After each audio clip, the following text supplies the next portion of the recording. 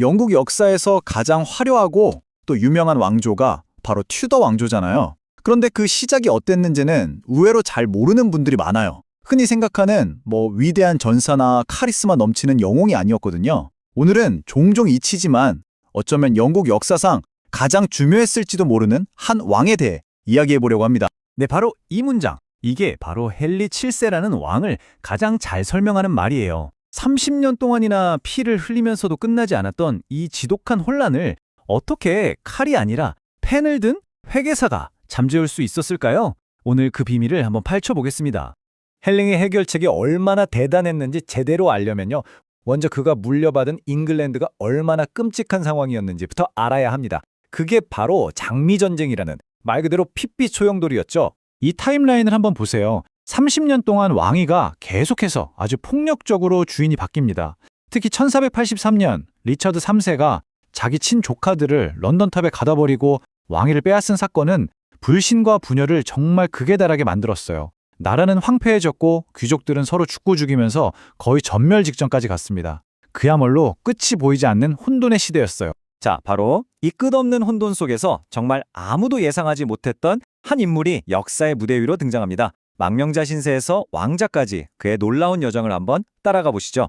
헨리의 입지가 얼마나 불안했는지 한번 보세요. 진짜 아슬아슬하죠. 왕위 계승권이라는 게 어머니 쪽으로 겨우 이어지는데 그마저도 법적으로는 왕위 계승이 금지됐던 가문이었어요. 반면에 리처드 3세는 현직 왕이었죠. 누가 봐도 헨리는 승산이 거의 없는 완전 아웃사이더였습니다. 근데 보즈워스 전투의 승패는 단순히 군사력으로 결정된 게 아니었어요. 여기서 핵심은 바로 정통성이었죠. 30년 동안 이어진 혼란에 지칠 대로 지친 귀족들은 또 다른 찬탈자가 아니라 이 지긋지긋한 전쟁을 끝내줄 새로운 왕을 원했던 겁니다. 네, 왕국을 주고 말을 다오. 이 절규는 단순히 한 왕의 죽음만을 의미하는 게 아닙니다. 한 왕조의 극적인 종말을 상징하죠. 바로 저 전쟁터의 진흙탕 속에서 오래된 플란테전의 왕조는 막을 내리고 완전히 새로운 시대가 열리게 된 겁니다. 자, 이렇게 헨리는 전투에서 이기고 왕관을 차지했습니다. 근데 진짜 어려운 문제는 이제부터 시작이에요. 30년 동안 피로 얼룩진 이 왕좌를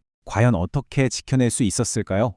헨리는 단순히 힘으로만 누르지 않았습니다. 아주 영리했어요. 첫째, 적대 가문과 결혼해서 부녀를 봉합했죠. 그리고 경쟁자들을 제거하는 동시에 귀족들을 통제하기 위해서 아주 기발한 방법을 썼습니다. 바로 채무증서와 보증 같은 재정적인 수단을 이용해서 귀족들에게 어마어마한 벌금을 매겨서 반란을 일으킬 엄두도 못 내게 하고 사병을 거느리지 못하게 막아버린 겁니다. 이건 뭐랄까, 내전을 일으키는 기계장치를 하나하나 체계적으로 해체해 나간 것과 같아요. 정말 대단한 전략가였죠. 하지만 그의 가장 강력한 무기는 칼이 아니었습니다. 여러분도 짐작하시겠지만 바로 회계장부였죠. 헨리가 매일 직접 회계장부를 들여다본 건 그냥 구두쇠라서가 아니에요. 그는 돈이 곧 힘이라는 걸 정확히 알고 있었던 겁니다. 왕실 재정이 튼튼해야 귀족들한테 휘둘리지 않는 진짜 독립적이고 강력한 왕권을 세울 수 있다고 믿었던 거죠. 이게 바로 그의 통치 철학의 핵심이었습니다. 52,000파운드. 이게 헨리가 왕이 됐을 때 물려받은 왕실의 1년 수입 전부였습니다. 전쟁 때문에 국고는 바닥이 났고요. 이 돈으로는 나라를 제대로 운영하기조차 어려운 사실상 파산 상태였던 거죠. 그런데 그의 통치가 끝날 무렵에는 어떻게 됐을까요? 왕실 수입을 무려 14만 2천 파운드, 거의 3배 가까이 늘렸습니다. 그리고 훗날 우리가 아는 그 화려한 헨리 8세에게 넘칠 만큼 가득 찬 국고를 물려주었죠. 헨리는 재정뿐만 아니라 외교의 대가이기도 했습니다. 그는 자녀들을 당시 떠오르는 강대국이었던 스페인이나 축적이었던 스코틀랜드 왕가와 결혼시켜서 든든한 동맹을 맺었어요. 탈이 아니라 결혼을 통해서 잉글랜드를 유럽의 중심부로 이끌고 그렇게 튜더 왕조의 미래를 단단히 굳힌 겁니다.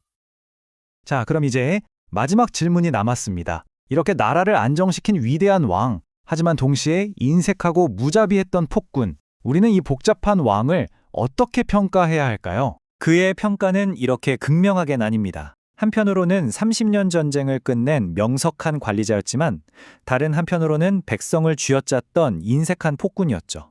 안정이라는 위대한 업적을 남겼지만 그의 아들 헨리 8세처럼 백성들의 사랑을 받지는 못했습니다. Food for thought. 그는 후손들만큼 화려하거나 극적인 삶을 살지는 않았을지도 모릅니다. 하지만 한 가지는 분명해요. 그 지루한 회계사가 없었다면 역사상 가장 눈부신 왕조 중 하나인 튜더 왕조는 아예 존재하지도 못했을 겁니다. 이 썰에 대한 여러분의 생각은 어떠신가요? 댓글로 남겨주세요. 더 흥미로운 썰을 위해 구독과 좋아요라는 수사비를 지원해주세요. 다음에 뵙겠습니다.